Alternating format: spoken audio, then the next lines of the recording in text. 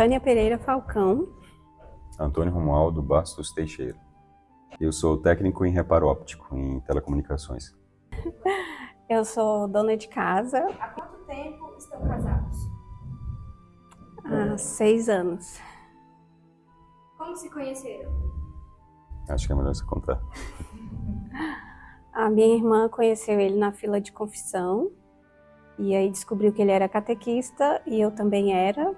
E ela achou que a gente tinha a ver um com o outro. Mas foi tudo muito rápido esse encontro. Ela não pegou o nome dele, não pegou o telefone nem nada.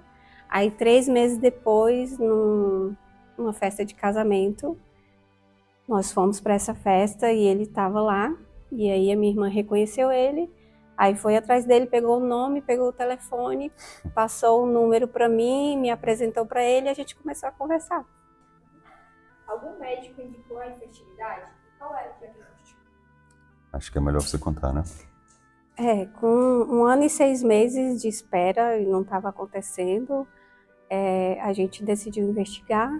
Aí fomos no médico, procuramos, fizemos exames e o médico pediu um exame específico, um exame chamado esterossalpingografia, que é colocado um contraste no útero, e esse contraste ele deve passar pelo útero e pelas trompas.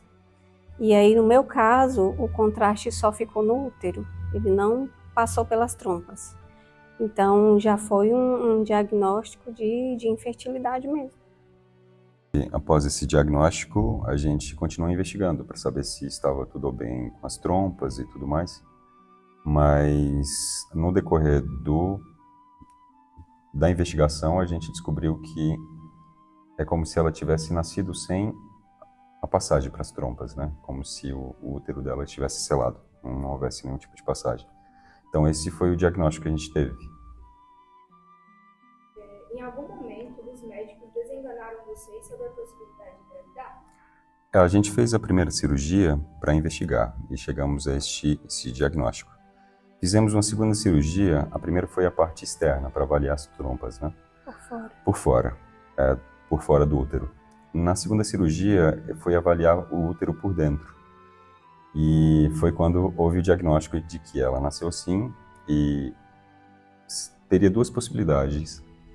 A segunda é até um pouco cômica, ele disse de uma forma até um pouco cômica. A primeira possibilidade seria a fertilização in vitro, coisa que pra gente estava fora de possibilidade. E ele quis mostrar que essa seria a única opção, a segunda opção seria um milagre. Como cada um lidou emocionalmente com a espera? Aí é complicado. Para mim, a parte foi mais difícil do que para ele. Para a mulher é sempre mais difícil, né? Então, assim, é natural a gente querer ter filhos. O nosso corpo, todos os meses, ele sinaliza isso, né? A questão da maternidade. Então, para mim, foi muito dolorido, porque, assim, desde criança eu sempre quis casar, ter filhos. E assim que eu casei, eu achei que no próximo mês eu já estaria grávida, né? E não foi bem assim que aconteceu, mas para mim foi mais difícil do que para ele. Para mim era mais doloroso vê-la sofrer, né? Porque como eu sentia no início, antes de conhecê-la, a vocação sacerdotal, então eu meio que já tinha me acostumado a entregar a possibilidade de não ser pai, né? Pai biológico, é claro. Mas ao me dedicar à paternidade através do matrimônio e ver que não seria possível, acho que doía mais vê-la sofrer do que o não poder ser pai. Acho que era isso mesmo. Quando e como conheceram e começaram a devoção de Nossa Senhora do Encontro? Acho que desde quando eu conheci o Padre Miguel, a nossa vida espiritual, quando eu morava aqui com ele, girava em torno da devoção à Virgem do Encontro, né? Sempre contava-se sobre o Padre Rodrigo Molina e as irmãs sempre tinham alguma história para contar, então a minha espiritualidade eu acabei transmitindo para ela, né? A devoção à Nossa Senhora do Encontro. Então acho que foi por meio do Padre Miguel. Como descreveriam a sua fé antes desse acontecimento? Bem, eu era, como contei agora há pouco, eu fui seminarista do Padre Miguel, no ano de 2008 ou 2009, não lembro direito. Então eu já tinha uma fé um pouco sólida, né? Antes de conhecê-la. E ao discernir a vocação fora daqui, né, para saber se era sacerdócio ou se era a vida matrimonial, esse inteirinho acabei conhecendo ela. Qual a importância da espiritualidade na vida do casal?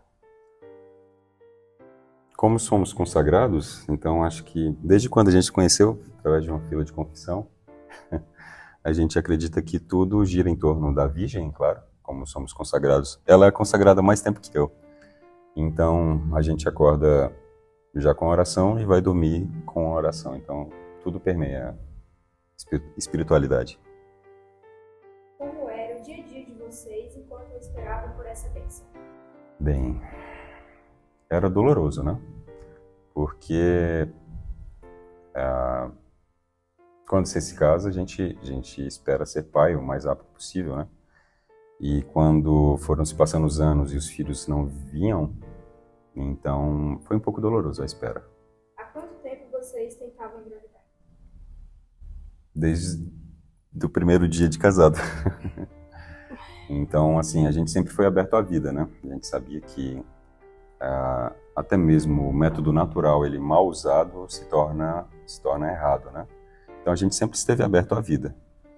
E foi aí que a gente percebeu que tinha alguma coisa que não estava certa. Em que momento decidiram fazer esse pedido especial a ela? Isso eu vou deixar com ela. Bom, eu vi nas redes sociais que estava acontecendo a Missa das Famílias, uma vez por mês. E aí eu comentei com ele, a gente podia fazer uma novena e no dia 7 a gente ia até lá e fazer o pedido, né? Aí ele concordou, a gente fez a novena, conversamos com o Padre Miguel disse que sim, que seria bom, importante, e já tinham mulheres que desejavam engravidar e estavam conseguindo através da novena, mas que a gente precisava ter muita fé para acontecer. Ele deixou bem específico, bem explícito que a gente tinha que pedir com fé. Com muita fé. E aí a gente fez a novena e aí no dia 7 de agosto nós viemos para a missa e entregamos a rosa sem o laço, né? Porque o laço indicava a quantidade de filhos que você tem, né? Para oferecer para a Virgem. E a nossa rosa não tinha laço nenhum, né? De todo mundo tinha, menos a nossa. Aí nós ofertamos à Virgem um pedido de que, se fosse da vontade de Deus, que ela nos concedesse a graça de ter filhos biológicos. Então vocês fizeram apenas a novena ou teve uma oração? Sim, a gente, desde quando a gente descobriu que não seria possível ser pais de forma biológica, após o meu terço, a cada terço, né, eu sempre colocava um pedido à Virgem do Encontro com Deus.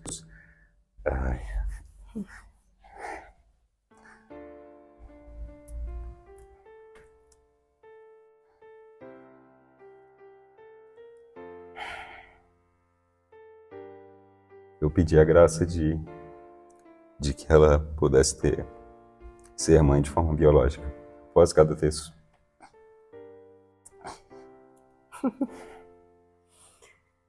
Então o pedido foi feito também individualmente e como casal, né? Assim, após o terço diário, ou quando havia fidelidade ao terço diário, eu sempre coloquei, eu não sei ela, mas eu sempre... Missas, eu pedia muito nas missas. Mas na minha devoção privada eu colocava sempre o pedido após finalizar o texto, com ênfase a Nossa Senhora do Encontro com Deus.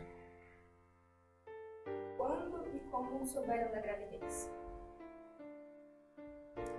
No início do ano, né, mês de janeiro, eu já comecei a me sentir mal, muito mal, mas assim, afastando toda a possibilidade de que fosse gravidez, porque eu já tinha aceitado o diagnóstico de que realmente eu não seria mãe biológica, né? Mas assim, sempre esperando pelo milagre, mas passando muito mal. Aí fiquei uns 2 meses assim, achando que estava doente. O médico cogitou a possibilidade de eu estar com algum problema psicológico, né? A gente ficou tentando investigar para saber o que era. E aí, como eu estava com um problema no útero, eu decidi procurar um ginecologista, porque eu imaginei que talvez o que eu estivesse sentindo tivesse a ver com isso. Era o único problema físico que eu tinha. Então, eu fui atrás de um ginecologista e ela disse que só poderia fazer um exame no meu útero, porque é radiação, né? Se ela tivesse certeza que eu não estivesse grávida. E para isso eu deveria fazer um teste de gravidez. Aí eu fiz o teste e o teste deu positivo. Qual foi a sua reação? Incrédula, incrédula. Ela falou assim que eu recebesse o resultado era para mim ligar para ela e mostrar o resultado para ela. Aí eu enviei uma mensagem para ela, eu já tinha entendido que parece que eu estava grávida, mas eu não acreditava. Aí eu mandei a mensagem para ela e perguntei, doutora, e aí, positivo ou negativo? Aí ela me ligou na mesma hora e falou, Tânia, parabéns, você está gravidíssima. Aí eu falei para ela assim, doutora, eu não acredito, eu só acredito se eu ver. Aí ela falou, então eu vou te pedir um exame de ultrassom. Aí no outro dia eu fiz o exame e aí a gente viu o bebê já completo, né? Já havia Bem 3 meses. formado, porque já estava completando 3 meses. E foi uma emoção muito grande. E qual foi a reação do senhor? Ele chorou. Eu não consegui falar muita coisa. Eu abracei ela, fui no quarto onde a gente tem um oratório e chorei. Como o médico reagiu ao confirmar a gestação? O doutor que fez a segunda cirurgia, a primeira e a segunda cirurgia, a gente não teve mais contato com ele. Após o diagnóstico, a gente se afastou, né? Então, esse doutor em si, ele não recebeu o diagnóstico exato. Mas os doutores que sabiam da história e quando a gente contava para eles, eles ficavam atônitos, né? Qual é o sexo, a data prevista do parto e o nome? Sexo feminino, é uma menina, nome Maria Isabel, e a data prevista é para o início de outubro, até dia 5 de outubro.